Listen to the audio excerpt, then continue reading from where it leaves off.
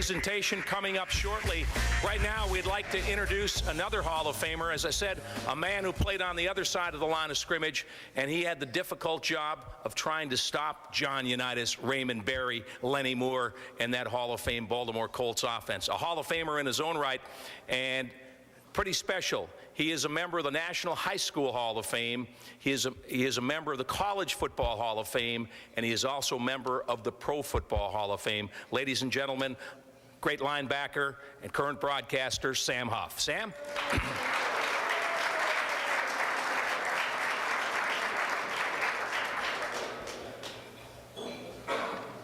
Well, thank you very much. It really is a pleasure to be in Baltimore. I don't give a damn what people say. Okay? This is nice. You know, why in the hell did you have to bring Artie out here? Where's your Schlitz beer, for Christ's sake? Okay? I mean, look at him. That's what happens when you drink and play. I mean, Artie. No, hey, I just want to say, truthfully, John Unitas is the greatest one I've ever seen. And he never ran out of the pocket, which is, I love that. He was no Fran Tarkenton, let me tell you. I chased that little sucker all over the field, too. Never did catch him. But I did catch Billy Kilmer down in New Orleans when he was when he was running quarterback. And I hit him so hard, I knocked him into the air, into the Gatorade table, broke the Gatorade table. Gatorade flew all over us. And the whole New Orleans Saints team, plus the owner, jumped on me and were pounding the daylights out of me. That's what linebackers do, okay? We create havoc, and that's what we do. We never knew how to play John Unitas.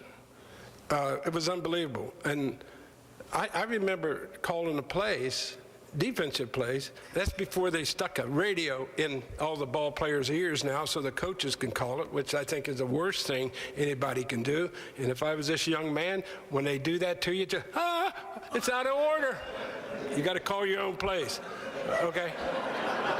Start from the beginning. That's my advice to you. You're going to be responsible, then you be responsible, and you call your own plays.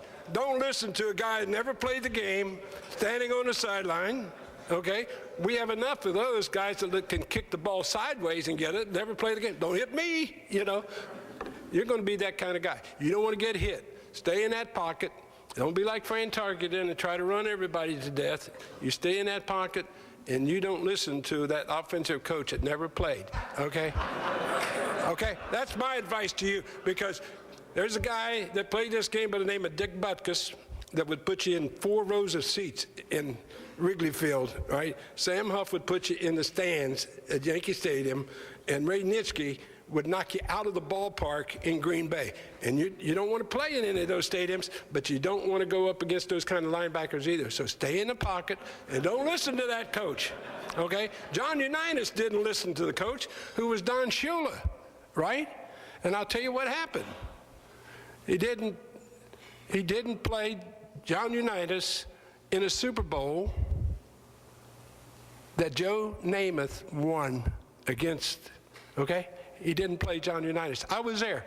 The Colts were 17-point favorites over the Jets. Joe Namath, the son Baker, out on the beach, don't worry about it. We're going to win this game. And I said, he's crazy.